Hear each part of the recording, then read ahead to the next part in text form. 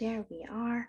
Welcome, everybody. Thank you so much for taking some time out of your day today to join us. I am Danielle. I'm with the Greater Arnprior Chamber of Commerce. And then we have a few guests with us today who are going to be speaking about living wage. We're going to learn about the importance of it.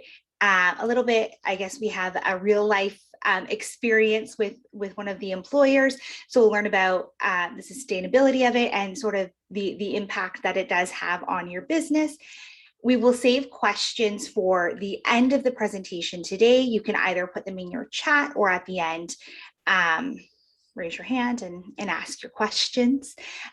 So we do have Lynn Smith with us today. She is with CPAN. We have Anne Coleman, who is with Ontario Living Wage. And then we have Dez Bair-Patel.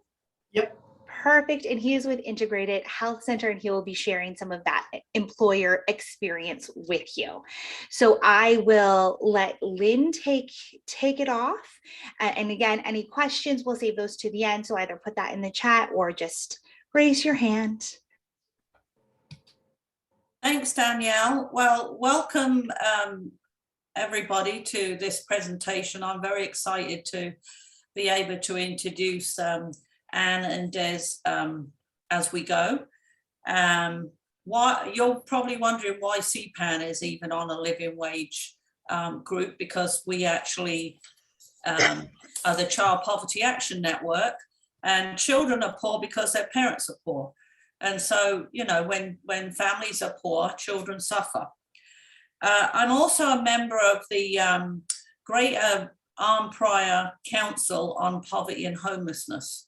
And obviously income is a big portion of what we call the social determinants of health, which is a little bit gobbledygooky, but basically means that the determinants of health can be good or bad, and they can determine how long and how well you live. So quantity and quality of life.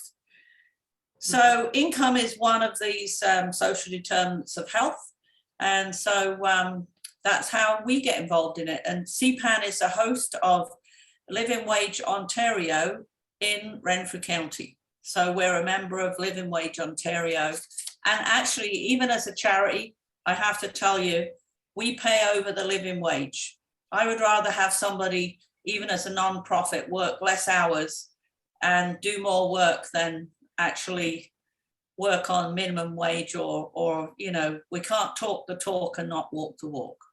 So anyway, I will leave it up to Anne to, she's got some very interesting information about how it's calculated, what the benefits are, and so forth. So, and I will put my information in the chat box. So if anybody wants to email me regarding Child Poverty Action Network or anything, you know where to find me. So over to Anne Coleman. Thank you very much, Lynn, for that introduction. And thank you, Danielle and the Chamber for having all three of us here today to speak. This is a really great opportunity for me to be able to talk to everyone about the Living Wage program and kind of share, spread the word in the community. So if you'll bear with me one moment, I'm just going to share my screen.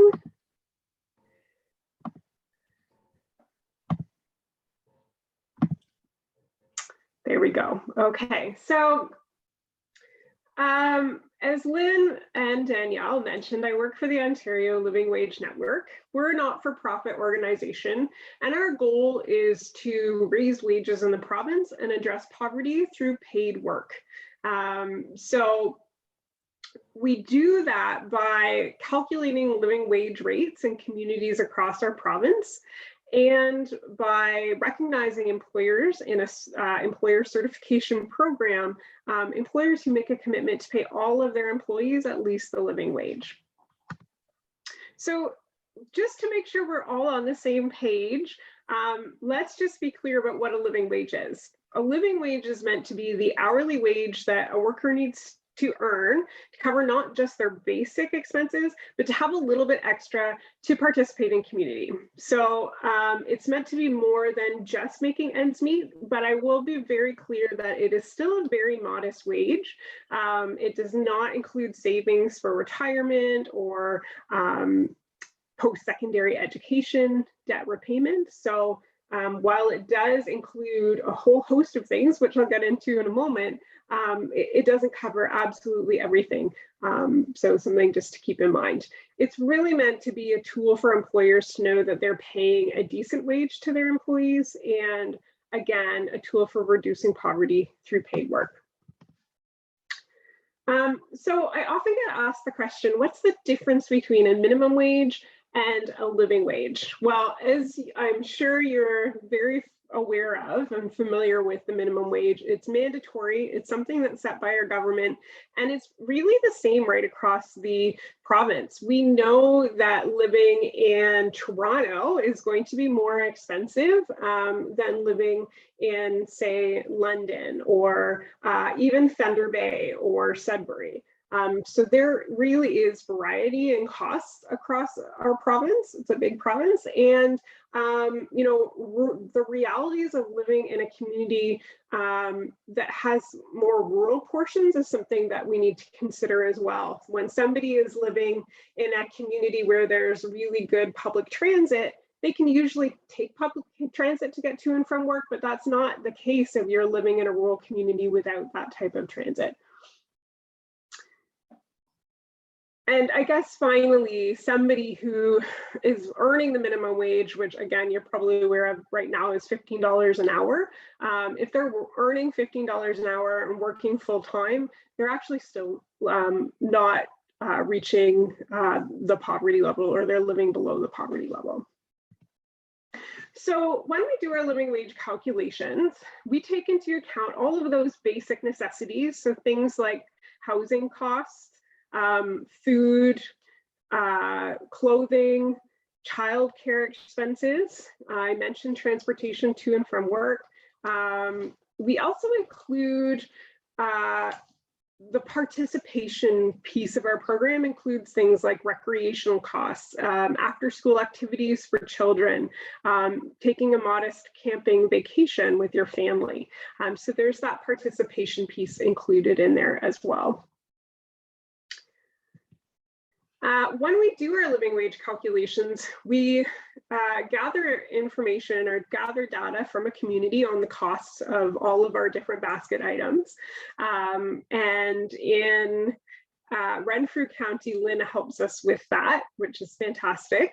So we take all of that information for the local community, we put it into our calculator, and that calculator takes into account any government taxes and transfers, things like EI and CCP premiums, and comes out with the hourly rate that needs to be earned in that community. So it really is taking into account everything that goes into an income. So if you're not aware yet, in Renfrew County, we announced an updated living wage rate this past November, and the updated rate for the county is $17.40 an hour. This rate is kind of in the median range of where we're finding living wage calculations. And I think, again, that has to do with some of the rural aspects of the county and taking into account those transportation costs in a more rural area. So we know what the living wage is. Why is it something that is important? Why should we be paying a living wage? Or why should people be earning a living wage? Well, to start us off, and I think the most obvious, a living wage is something that's good for people.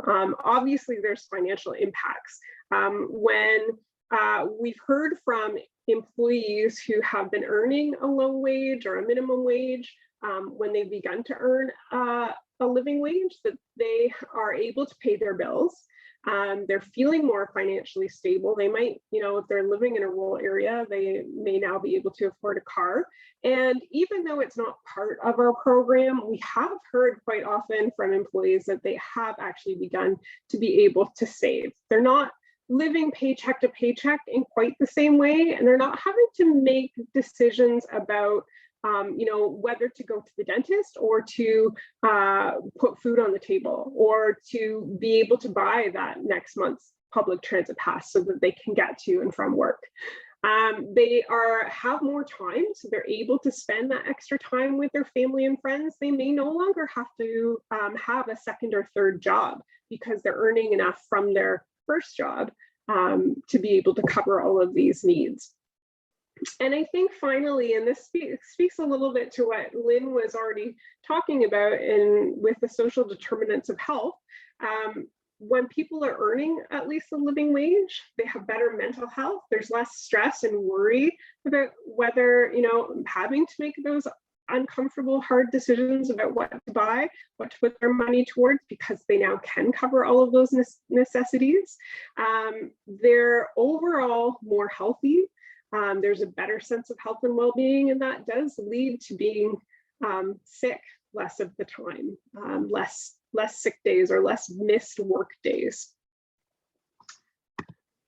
So, we in November, when we updated our living wage rates, we had a few different communities celebrated living wage. Well, we celebrated living wage week right across the country at that time, but a few communities in Ontario held some online events. And at one event in particular, we had a person who had some lived experience. She, at one point, had been homeless, found herself in a program with this not-for-profit organization, was able to get back on her feet, became employed by that organization, and then as that organization became a certified living wage employer, they then began to earn a living wage. So, it's obviously not as impactful me telling you this story, but this story touched me so much, and it just really felt like this is why I'm doing what I'm doing. This is why the Ontario Living Wage Network is so important. The thing that really stood out to me from her story is that she said, I began to dream again. She didn't have to worry about putting food on the table for her kids any longer. Her world kind of expanded, and it wasn't just so focused on the right now and how am I going to survive, but she began to be able to think about her future and plans and things that could happen in her life. So the living wage is good for people. There's also a business case for paying a living wage. And I'm not going to get into too much detail with this side of things because, Dez will be able to give his experience, and I think that that's much more impactful.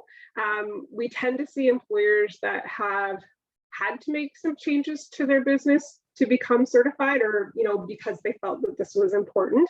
They tend to be the most enthusiastic and the most passionate about the living wage. But what we hear consistently from employers who have implemented some changes and increased wages is that once they've done so, their employees tend to stick around for longer. They are spending less time and money on hiring and training employees, and their staff are more motivated. They really understand their job because they've been there for a lot longer, and are working at a higher level. We have a number of businesses, particularly right now with the labor shortage in our country. Businesses are reaching out to become certified because they're looking for a way to help differentiate themselves from other businesses. Most of the employers that I speak with who are joining the program are also doing it because it's just something that is ingrained in their values. They feel like this is something that is kind of the right thing to do and just really fits in with how they want to run their business. So let me speak a little bit, tell you a little bit about our employer certification program and what that entails. Right now, we have over 450 certified living wage employers across the province.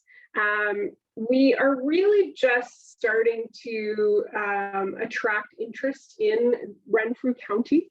So we currently in your community have 2 certified living wage employers, Integrated Health Centre, Dez, and somewhere in Calabogie, which is a nice resort in Calabogie. And so we're sparking more interest. I've been, I speak with every employer that becomes certified. So there's more in your area that are reaching out, and I think we'll start to see some more in the future, which is really great. When employers become certified with us, they're making the commitment to pay all of their direct and indirect employees at least the living wage. So direct employees refers to anyone you're directly paying a wage or salary to, pretty straightforward. Indirect employees refers to any third-party contracted workers that work for you on a regular basis. Regular basis, we mean more than 120 hours in a year. So the example I always give here is that if you contract out cleaning services to a company and that company sends people to come and clean your office every single day, we'd like to try to the best of our ability to ensure that those workers are also earning a living wage. This is where we find pockets of low wage work in areas like cleaning services, food service, security, landscaping is another example. And, we have a number of employers that have joined our program that are already paying above the living wage for the majority of their employees. Maybe they have to, raise 1 or 2 wages, but this is a place where we can impact the greater community and help to support other people, within your area. So, I always like to say that the living wage is something that's good for people, good for business, and good for community.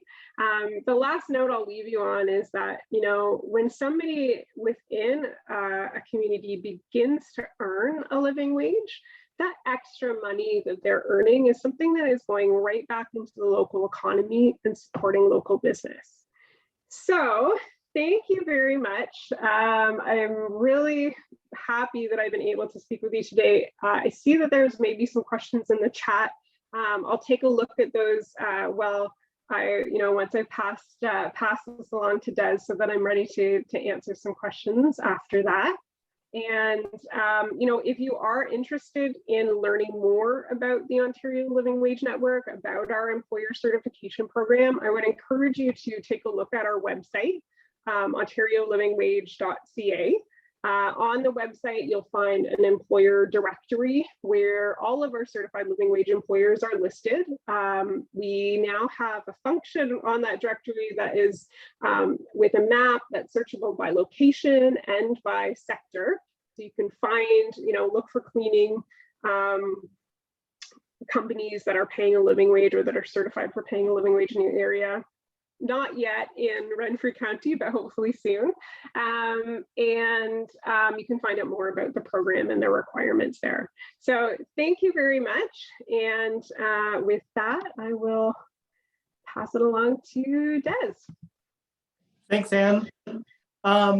So I think when Lynn asked me to do this presentation, I was thinking about notes to talk about. I think Anne covered the most of the what the program is, but it's always nice to hear from another business. And when I first heard about the Living Wage organization, when I came back and joined the Integrated Health Center, I started to research it. I reached out to Anne, I talked to her, and I've always believed in paying a living wage.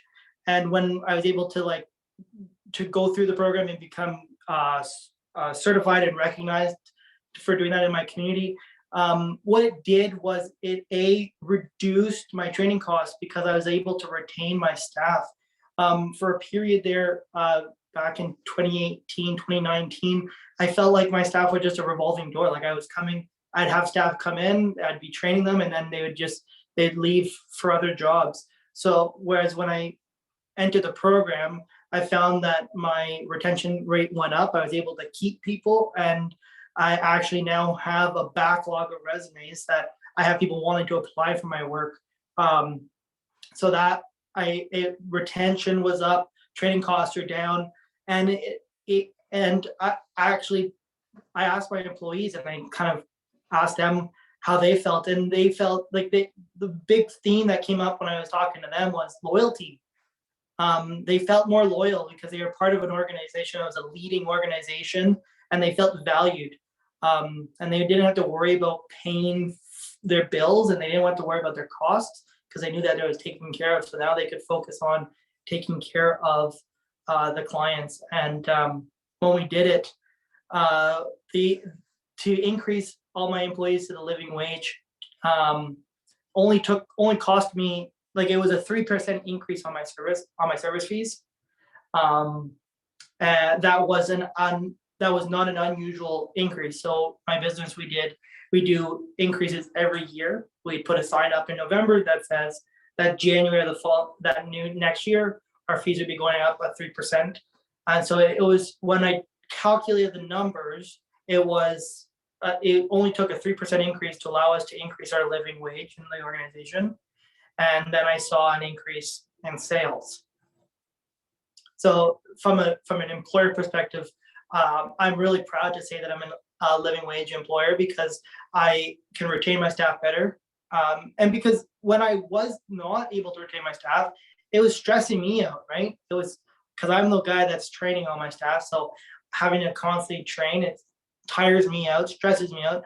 And I was feeling resentful because I was like training, I was spending all this time and effort and energy training, and then they were just going off and finding another job. And I was feeling like I was just being a stepping stone. So it allowed me to have more stability, retention, save money on training. And I have a fantastic team now. I can't ask for a better team where we all work really well together. And actually, I just took my team out for dinner last night because last month we had one of our best months ever. And so I wanted to celebrate with them on that.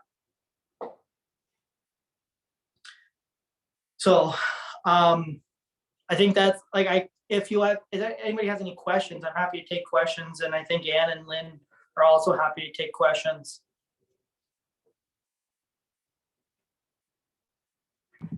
I do see that there was one question in the chat that was directed to me about how we do our living wage calculations, how many hours per week that's based on. So when we do our calculations, we base them on a 35-hour work week. As I mentioned, the living wage rate is a tool. So when we certify employers, they're committing to pay all of their living wage or their employees a living wage, whether they work 5 hours a week, 15 hours, 35, 40. That's the rate that we go with for certification for our program. Obviously, if someone's working part-time, they'll need income from another source, but it's based on a 35-hour work week. I do want to add something, but when I first got into this living wage environment, my daughter was at university in Hamilton, and I heard of a bakery there that was a living wage employer. And fascinatingly enough, they put their bread up by 25 cents a quarter a loaf. And instead of people complaining, when they came in, the staff would say, oh, before you notice it, the bread's gone up by 25 cents because our employer has just become a living wage employer and we're getting paid a living wage now. And everybody was more than happy to actually pay a quarter for a loaf of bread extra, knowing that, that people are being treated well. In fact, it got them more business. So it increased their sales dramatically, and the actual staff were the ones breaking the news to the customers, which I thought was kind of cute. It's kind of like the fair trade coffee thing, right? Mm-hmm. Absolutely. And I was thinking that, Lynn, when you were well, Des was speaking just in saying that 3% raise, as a consumer or somebody who's looking for services, instantly, if I'm saying, oh, there's a raise, but look at how great of a reason that's for, and Yeah. obviously that's where I'm going to shop and that's where I want to put my money, because at the end of the day, that's also going back into the community. You know, if you have more just spendable money, you're going to be spending it within your community as well. And what I was just going to say that, like, what it does is it gives you a reason to give the community why you're increasing. Now it doesn't just look like there's a financial reason for the business owner. Now there's actual impact on the staff. Absolutely. And I do see here in the question, Danielle is asking, can you walk us through calculating the living wage and how it is based on the cost of living as well as income? Sure. So when we do our living wage calculation, I think I showed that list of sort of infographic of what we call our basket items. So things like childcare, shelter costs, which includes the cost of rent in a community, the cost of tenant insurance. We look at electricity costs. So we have all of our different basket items, communications, so internet, cell phone service, that type of thing. But the way that we base it on a community, I'll give you the example of transportation. So we look at a community, and this is where input from someone like Lynn in a community is so important to help make these specific community-specific decisions around the calculation. We look at a community and I'm sorry, Renfrew, I'm not super familiar with all of Renfrew County. I did 28 living wage, we have 28 living wage rates, and I do know a lot about each calculation in each community, but not specifically this. Anyways, we look at a community and we look at the rural areas in that community. And for those rural areas, we assume that every adult is going to need a car to get to and from work. And so the cost of car ownership and operation is something that I do for the whole province. I look at, consider cost of gas based on Statistics Canada information, the depreciation of a vehicle, car insurance, license plate fees, which, you know, won't be part of it any longer. But all of those different pieces of what it actually costs to own and operate a car in the province. And so that is considered. So if you have a family of 4 with 2 working adults, both adults is going to need a car in that community. If you are in a community where there is a transit, a bus that's decent, that, you know, has good hours, that can get people to and from work, then we would look at a family of 4 with 2 working adults that they still need 1 car to get around, and then they could use, one of the adults could have an adult transit pass. So we also look at the cost for a single individual and a single parent with 1 child. So we do look at a few different family types, and we use census data from Ontario to kind of figure out how to weight those costs. But we are looking at, you know, we're looking at the cost of transit in that community. We're looking at the cost of food. We tend to get those numbers from public health. They have the healthy, nutritious food basket costs. So we're looking at the costs of food that are gathered specifically for your community, and that's the information that is going into the living wage. There's some things that are hard to source at a community level, so clothing and footwear is an example. But otherwise, we do our best to look at specific costs in the community. I hope I've answered your question in the correct way. She just added on, for determining the cost of living, especially housing for a geographic area, is it based on Stats Canada? Yeah, so we have, you walked into a really great debate here, and I won't get into it too far. Right now we use the CMHC, Canadian Mortgage and Housing Corporation data. There's lots of, there's concerns with that. We've also looked at the market basket measure, that those numbers tend to be even lower than CMHC in most communities. So it's something that we are actually, I'm leading a whole national conversation that is looking at this issue right now. So right now, in the past, CMHC, that could change in the future. I see we have Lynn has her hand raised, and then Danielle as well, Danielle Raymond. So Lynn, we'll start with you. I want to add to that actually that we also have protective measures, if you like, that come into play when something like the child tax benefit goes up. That actually may not increase the living wage as much the next year because they're now getting more benefits, some of the family types that we're calculating against.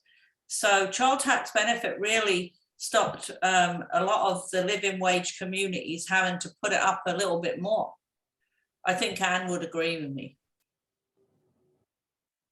Interesting. And then Danielle, did you want to add on to your question? Yeah, can everyone hear me? Yes. Okay, Yep. perfect. So I'm a person with lived experience on the other end of the spectrum. So someone that might benefit from a living wage and not an employer. So my perspective comes from that point of view. But when you calculate a living wage and you're talking about the difference between a single parent or sole support head of household or versus a two-income household, how does that factor in? Do you pick like sort of an average between the two, or is there a way to calculate why, for instance, a single parent might need a higher, you know what I mean, a higher living wage or more income into the household in order to make ends meet? Yeah, that's a great question, Danielle. Thanks for that. So back in 2010, when we started doing living wage calculations, this document was created, the Canadian Living Wage Framework, and it was based on a family of 4 with 2 working adults. That's how we typically calculated living wages across the country since that time. Back then, the living wage rates we tested out a single parent and a single individual, and they were all very close. Things have changed, gap is getting bigger, and we had to adjust to that this year in Ontario. There's been some really great public policy pieces that have come in to support families with childcare fees. That means that the same cost of the living wage rate for a single individual and a single adult, even, or single parent is higher, and this gap is really growing. So we now look at those 3 different family types: single family of 4, single parent with 1 child, and single adult, and we do a weighted average. At the end of the day, this is not perfect. It is not going to fit every single situation out there, unfortunately. I will say that the way the information that we receive from Stats Canada is actually weighted higher for the single individual, which tends to be, well, it's a bit complicated, but it tends to be usually the highest living wage rate in the community. And so we're doing our best. We can't ask, I mean, certainly we couldn't ask employers to pay a wage based on family type or, situation. So we do our best to try and make this tool as useful and meaningful as possible, but it's not gonna, you're right, it's not unfortunately gonna support every situation to the fullest. And oh, sorry, I was just going to say, Danielle, I see you have a follow-up. I'm just, the reason why I'm just so curious about how it's calculated is part of some of the work I've done recently is to look at the cost of living in favor of affordable housing planning, or at least, doing work around affordable housing in communities. And I know that the difference between the source information that you cited as being consulted to do those calculations between what I'm seeing in our community now, where it's night and day. So right now I look at what full-time on 1750 would be, and that wouldn't even cover rent for a 3-bedroom apartment right now. And I wonder how you feel about the fact that when these numbers go out and lay people who don't work in this area and may not fully understand, cost of living and how this factors into that, that these numbers influence policy and they influence people's attitudes and values, and they have the potential to drive stigma up instead of down when they are so far from, what it would cost to survive day to day, especially given, we're on the tail end of the pandemic and things have changed so much. And of course, you can't be expected to, you can only do so much with what numbers you have, right? But at the same time, we have a responsibility to make sure that we don't influence policy in a way that takes people back, especially when saying it's a living wage. I think it's very, I think we have a responsibility to make sure that at least there's a caveat or something that explains, the data that we're working with is limited, et cetera, et cetera. Yeah, thanks, Danielle. That's a great point. And that's honestly why we're kind of having this conversation at the national level right now, because we have concerns. We want to make sure that we're having accurate information. We don't necessarily calculate a living wage for somebody brand new to a community. So that's part of it. But at the same point, rent, housing cost, it's just skyrocketed over the past 5-8 years or so, and we really have concerns and want to make sure that our numbers are accurate, and that it's something that we want to do and make sure that we're consistent with across Canada. So I agree absolutely with what you're saying, and we are trying to work on ways to make sure that we're accurately portraying living wage or living costs in communities. So thanks. I think I see Josie has her hand up. Yes, I do. I just have a question, probably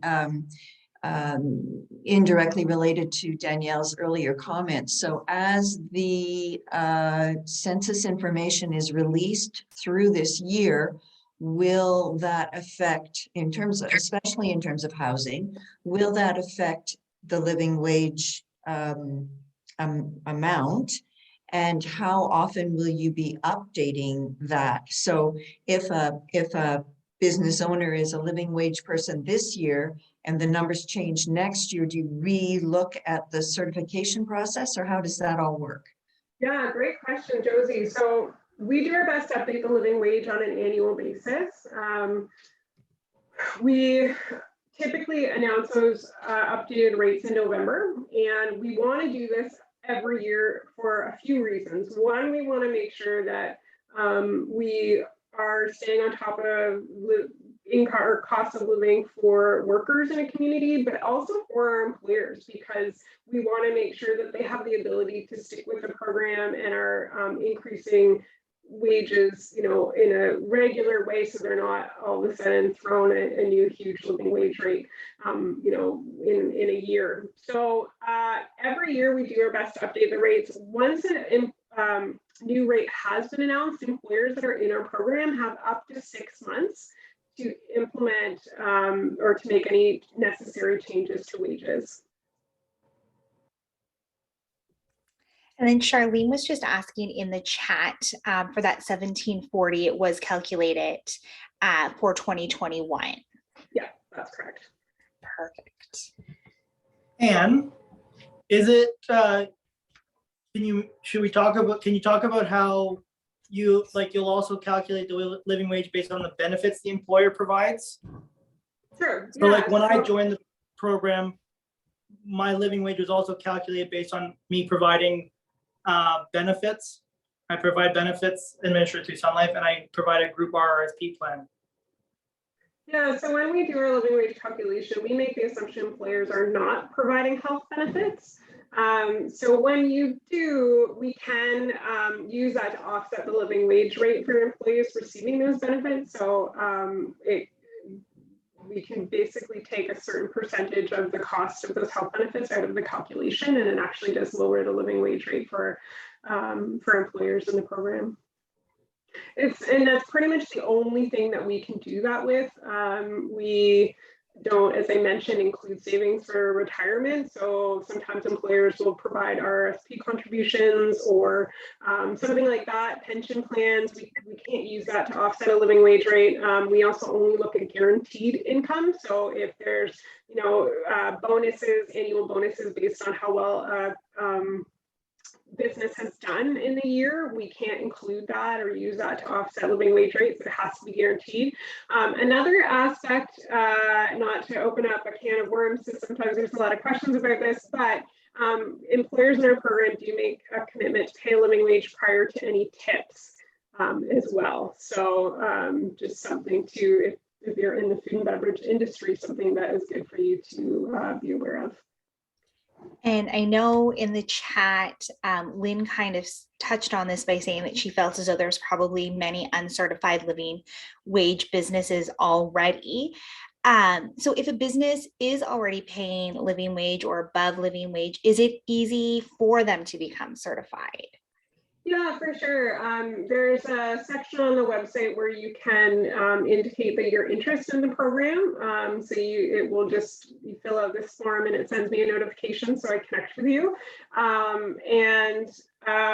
The process, usually I like to have a conversation with employers ahead of time to go through the details so they understand. Oftentimes there's questions about the third-party contracted workers, which I just want to make sure is very clear. After being part of this webinar, we don't have to have a phone conversation. So if you are interested and you reach out, let me know that you've already kind of heard this, because this is basically the information that I cover in our conversation.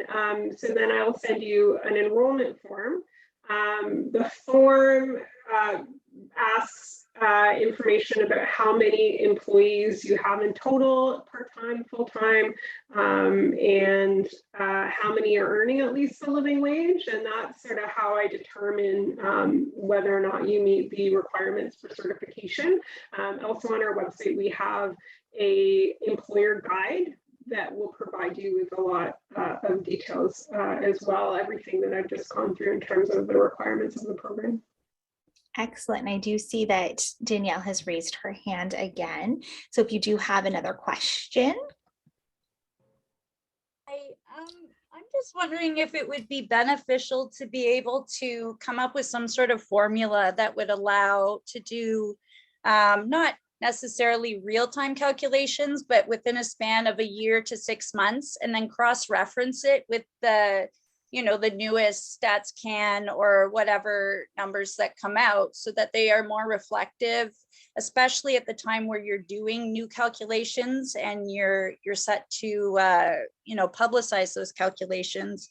If there is a way to have more recent numbers or accurate numbers about cost of living. I don't know how to go about doing that, but I know even doing a scan on, for instance, renting, or what the average rent is in a community, would give you an excellent baseline to go from. And if you were to cross-reference that with, say, the past 3 years, then you would come up with a number somewhere in between, rather than relying on those older numbers. Because in my calculations, looking at it, and I know this is not at all possible to suggest a living wage like this, because employers wouldn't be able to manage it, but we're about $10 off from being close to being a living wage right now, given a family of 3 can barely rent a home for less than $1,900 a month, and that's before utility costs. So if you do those calculations alone, the living wage wouldn't even cover rent. So that's why I think there would be a benefit to do more real time or reflect on the cost of living based on even just the cost to either have a mortgaged home or to rent a home per family.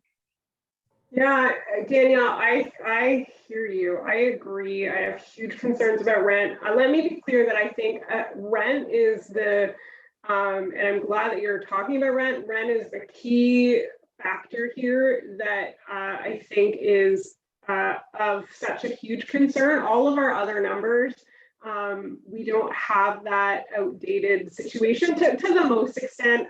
You know, we do our best. Public health, for example, didn't do updated nutritious food basket during the pandemic. And so we had to adjust for inflation rates based on 2019 data for food. So that's something that is, you know, was a concern this year, but typically we're using as the most recent data available to us for all of our basket items. Rent is the one issue that we have, and we've been, that's one of the options that we've been looking at. Is there a way to use data from, you know, a reputable data source like Statistics Canada or CMHC? If you look at either of them, it doesn't look like current market rent. And so is there a way that we can use, like balance that out better and maybe use a current market rent survey and use that data to try and find a balance? I don't know, we're still working on that, but you're absolutely right. It's a huge concern for everyone. I would say that's working on the living wage calculations right across the country right now. So you are nailing it on the head with your concerns about that. So I agree. And I hope I answered your question there. I want to make sure that I did answer what you were asking.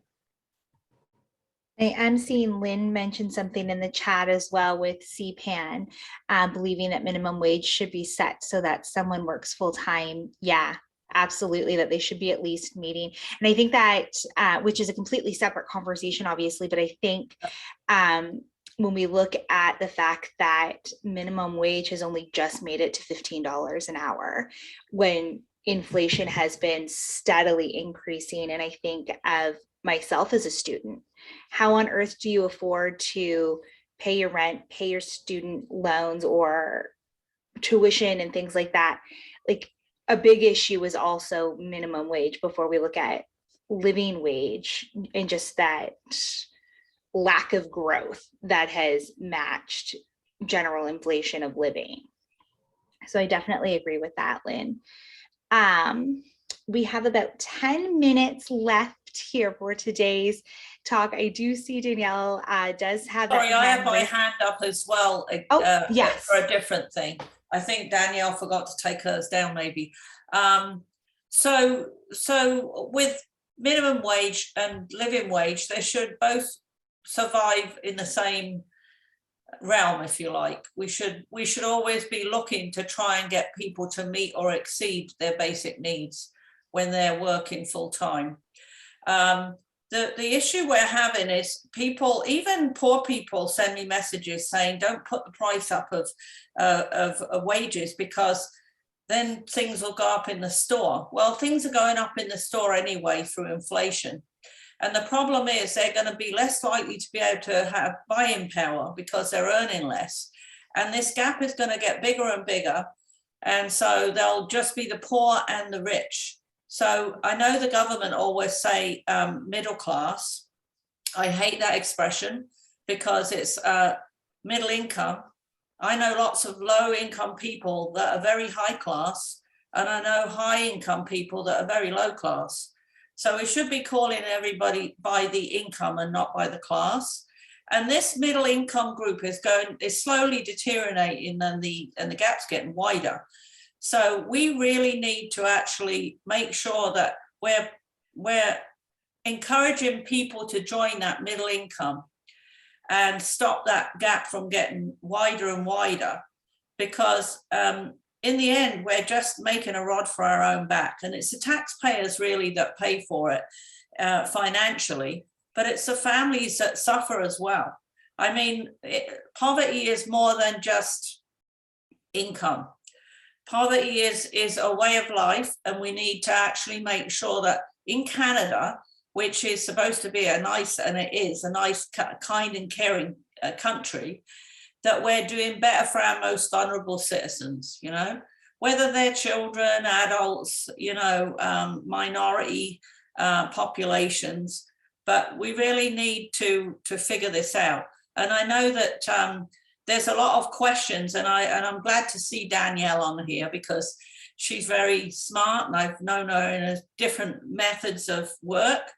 But I'm sure everybody realizes that even Renfrew County, it's hard to get one amount of living wage. We could do community by community, and Anne could just work on Renfrew County living wage and forget about the rest of the country.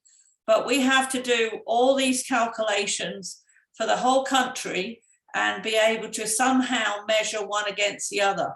You know, if you live in Barry's Bay or if you live in Mackay, it's going to be cheaper for living, renting, but you're going to have to pay a fortune to go and get your groceries because you need to get gas and car, and, you know, you can't get to the doctors and stuff like that. So there's lots of moving parts, but I think we do the best we can. And I think Anne will agree that poor Anne is running everywhere looking for statistics and figures to get the most accurate and the most honest amount for each community. So that I'll shut up, and I'll, if anybody wants to ask questions, they can send me an email or whatever.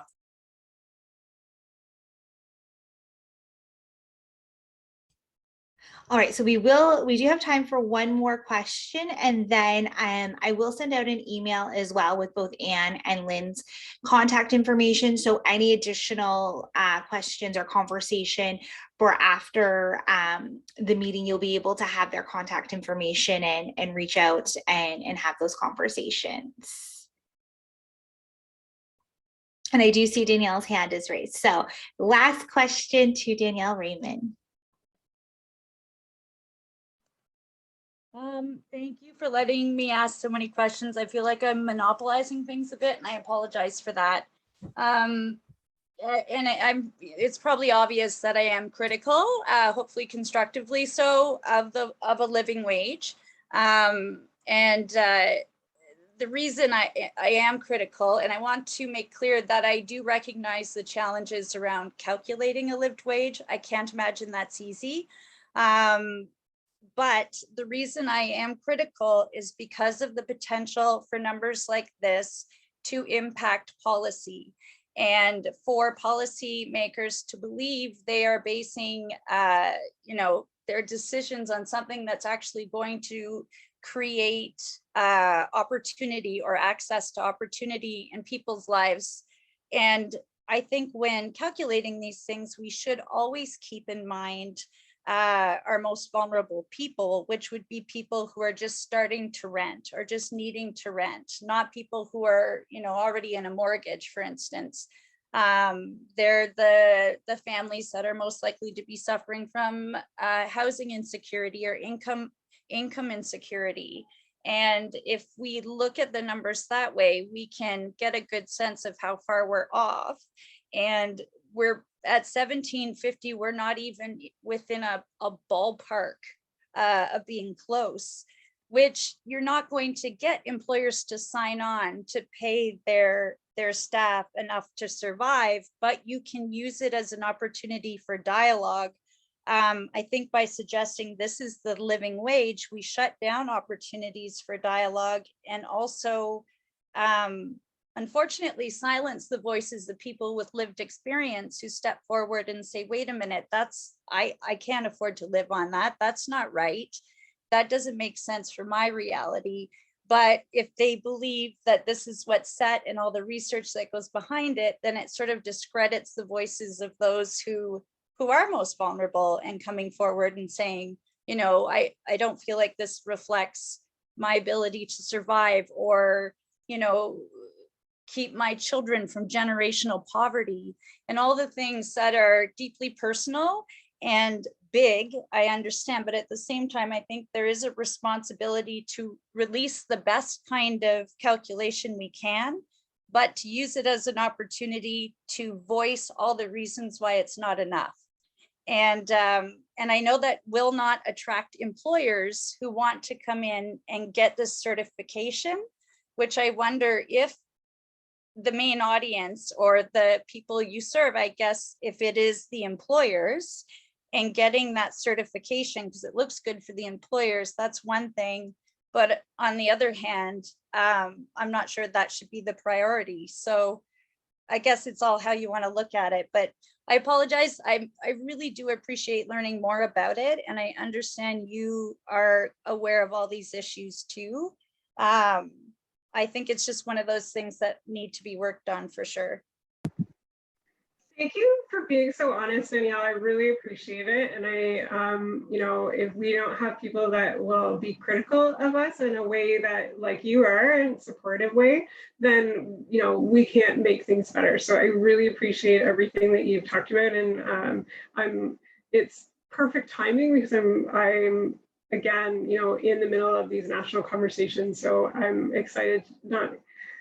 It's terrible that you have this big experience and that this is something that is such a concern for you right now, but I'm really glad to be hearing it right now so that it's something that I can take to share with the anonymously share with the national group to kind of help put things in perspective. And I think we're all kind of feeling similar with that in that group, but I really appreciate your comments, so thank you.